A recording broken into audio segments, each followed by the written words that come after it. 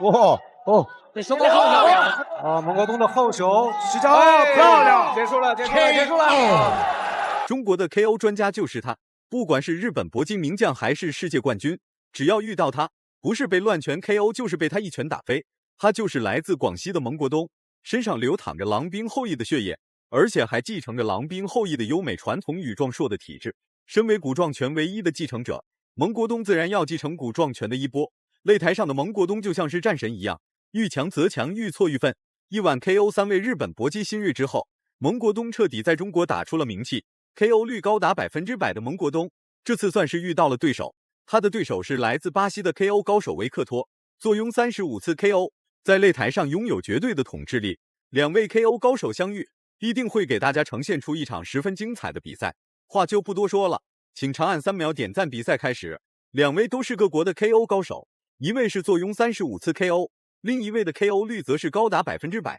从体型上来看，俩人的体型几乎相差无几。对比之下，蒙国东的体型要比维克托壮硕一些，毕竟蒙国东的血液中流淌郎兵后裔的血脉，而且还是古壮拳唯一继承人。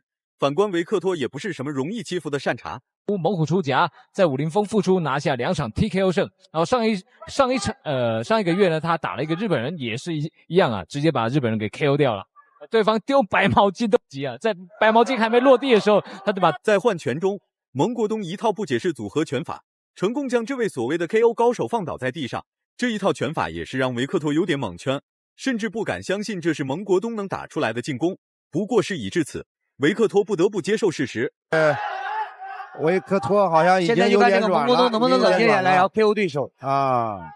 好，这个维克多待在泰国劳苦俱乐部7年了，曾经跟我们这个孙维强打过，手被孙维强给踢伤了。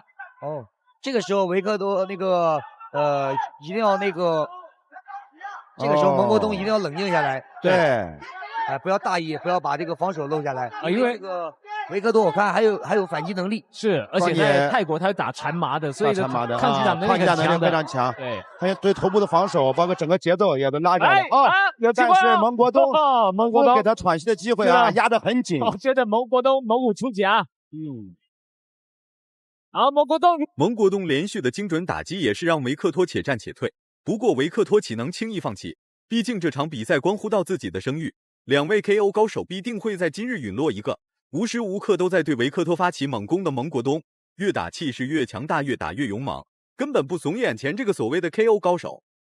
南方的维克托头部带腹部，哇，这种击打能力非常强，太强了。对，维克多的眼神虽然很愤怒，但是呢，他无可奈何。是。你看这个眼神非常。蒙国东的这个拳是上下结合啊。是，刚刚也还了蒙国东一拳。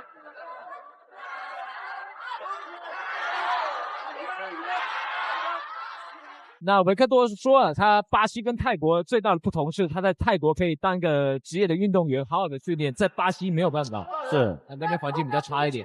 对。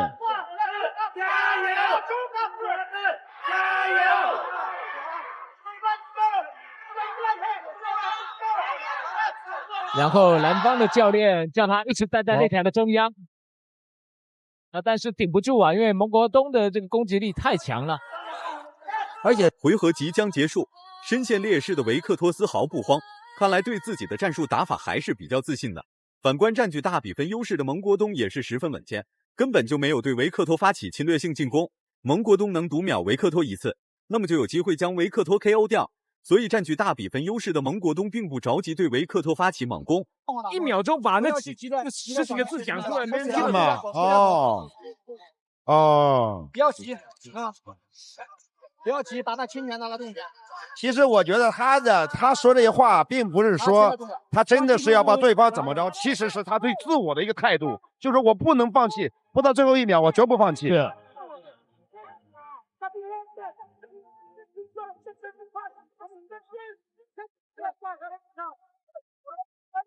好，这个赛前我有跟这个蒙国东讲的这个胜利宣言太长了，我们再来看一下，他这场如果第2回合开始了，身陷劣势的维克托依然十分稳健，依然可以保持良好的战术来与蒙国东进行对峙，不仅没有急于求成，而且还可以与蒙国东打得有来有回。看来第1回合的读秒并没有给维克托带来损伤，调整好心态的维克托依然可以给蒙国东制造出很大的威胁。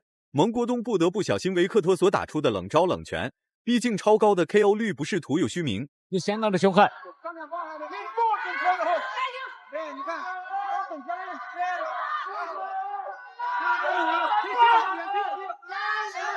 蒙国东刚刚一边退一边出腿啊，其实这是一个高难度的动作。他退着出了一拳，又退着又出一腿，对，上下结合的很好。是，哦，这个后退的出拳跟出腿一定要练的。对，但是跟协调性有关系。是，他刚才这个躲闪的反击做得很好。是，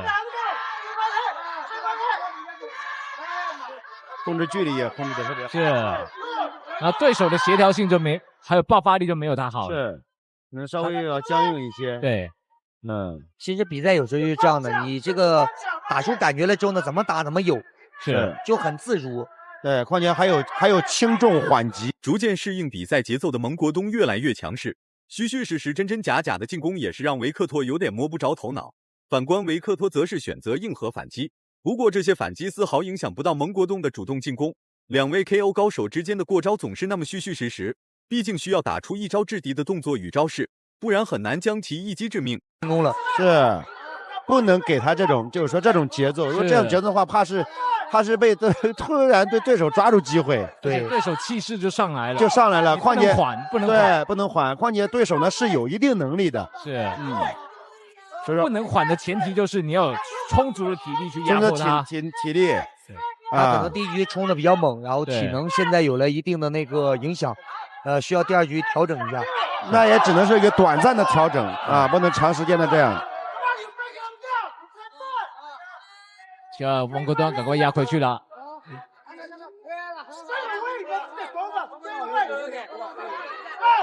蒙国东点打得很准，但是呢，他力量由于维克托的鼻血有点难以控制，裁判则是选择为维克托擦拭伤口。看来蒙国东的精准打击也是让维克托吃尽了苦头。台下的拳迷看到这一幕，也是直接站起来为蒙国东鼓掌欢呼。虽然同为 KO 高手，但其实俩人还是略有不同。维克托的抗击打能力要比蒙国东高出一些，然而蒙国东的出拳出腿的命中率要比维克托高出一些。选手都很年轻啊，有时候20几岁，头脑还没有那么的清楚。对，啊，等到头脑清楚的时候，身体打不动，体能又不行了啊。所以说，那我们怎么能保证在体能的情况下又有很好的头脑呢？可能要比较早一点练拳啦，有时候太晚练了已经来不及了。对，是哦，要早一点练拳。对，是很多都是小时候就开始，大概10岁之前就开始练了。是，因为他这应该说是一个专业性思维，然后他的在这一个专业里面，他的思维比较成熟，老练。像我在年轻时候，我打拳的时候，其实我是不懂，对，因为那时候就可能教练教什么就只能练，但是没嘛，对那些技术没嘛开窍，没嘛对理论方面的东西啊。对。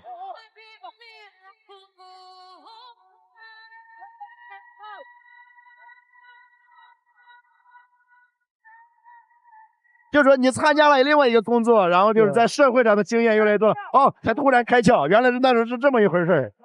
就很可惜了，很可惜了。有些运动员他是在擂台上开窍了，杨卓也坚持了很多年了。其实很多人都是我的老师。第3回合开始了，经过2回合的试探，两人几乎已经丧失了 KO 对手的能力。不过打出的拳脚进攻还是具有一定威慑力的，特别是维克托发起的主动进攻特别明显。毕竟维克托现在是身处劣势，然而蒙国东则是一直稳扎稳打，并没有施展太过偏激的动作与招式，早打了。那么在通过第2局的调整，蒙国东开始加强了这种密度和重击的击打。是因为蒙国东在第1局展示了他绝对的这种击打的能力啊，确实是击打能力很强。那有机会 KO 对方就不要留情了，不要留情。不过这个维克托也是毅力也非常强，是毅力很好，坚持到第3局挨了这么多重击。对，其实在心理素质上啊，打过缠麻的会觉得打拳套好像不是那么痛，比较不会怕。对，他是加上他的身体的这种抗击打，加上意志的能力，心理承受能力强，是撑了下，综合性的一个这样的一个因素。所以说，你看他反击起来，也是占据大比分优势的蒙国东并没有减少进攻攻势，无时无刻都在对维克托发起主动进攻。反观身陷劣势的维克托，则是对蒙国东发起了大举进攻。不过蒙国东也不是什么容易欺负的善茬，只要维克托敢对蒙国东发起主动进攻，那么蒙国东的防守反击一定会紧跟其后。时间拖得越久，蒙国东的优势就越大。对方累的都会这样讲。对，要给自己的运动员，给己方的运动员加油打气。对，都是说啊，对方累了，然后你加油。这样。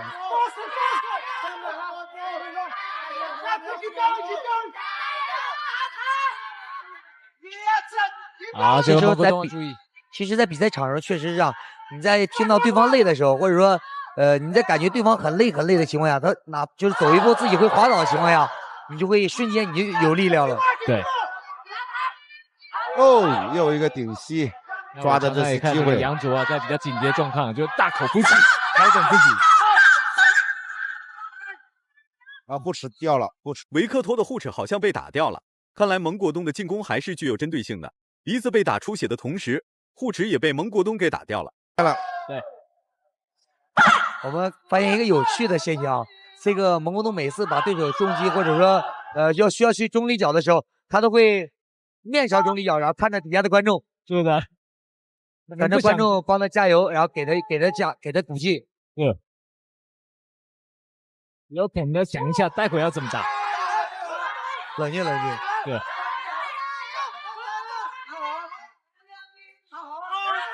最后10秒，现在两个人都开始用这种体能下降，用这种小的点拳，在控制对方的距离，打点。比赛结束了，两位 KO 之王的比赛终于告了一段落。看到蒙国东大喘吁吁的样子，就足以证明蒙国东是用出了全力。台下的全迷粉丝也全都看在了眼里。维克托虽然 KO 次数比较高，但面对蒙国东，维克托的针对性战术并起不到什么作用。总体来说，蒙国东占据了大比分优势，毕竟手里还掌握着维克托一个读秒。